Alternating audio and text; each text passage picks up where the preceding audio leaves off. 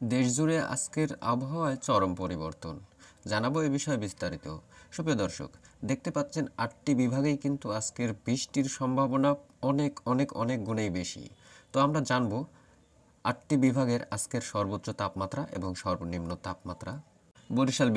বরিশাল বিভাগের সর্বনিম্ন তাপমাত্রা থাকবে 25.8 ডিগ্রি সেলসিয়াস এবং সর্বোচ্চ তাপমাত্রা হতে পারে 32.0 ডিগ্রি সেলসিয়াস।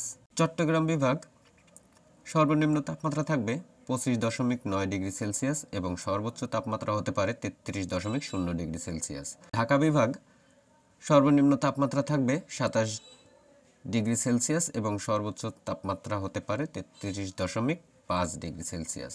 খুলনায় সর্বনিম্ন তাপমাত্রা থাকতে পারে 26.0 ডিগ্রি সেলসিয়াস এবং সর্বোচ্চ তাপমাত্রা হতে পারে 32.5 ডিগ্রি সেলসিয়াস। ময়মনসিংহ সর্বনিম্ন তাপমাত্রা থাকবে 22.8 ডিগ্রি সেলসিয়াস এবং সর্বোচ্চ তাপমাত্রা হতে পারে 31.5 ডিগ্রি সেলসিয়াস। এবারে জানবো রাজশাহীতে সর্বনিম্ন তাপমাত্রা 25 ডিগ্রি সেলসিয়াস থেকে সর্বোচ্চ 33.7 ডিগ্রি সেলসিয়াস হতে পারে। রংপুরের তাপমাত্রা সর্বনিম্ন হতে পারে 22.2 ডিগ্রি সেলসিয়াস এবং সর্বোচ্চ তাপমাত্রা হতে পারে 31.6 ডিগ্রি সেলসিয়াস। সিলেটে 21.7 ডিগ্রি সেলসিয়াস থেকে সর্বোচ্চ 33.0 ডিগ্রি সেলসিয়াস হতে পারে। সবগুলো এলাকাতেই কিন্তু বৃষ্টির সম্ভাবনা অনেকাংশেই বেশি রয়েছে।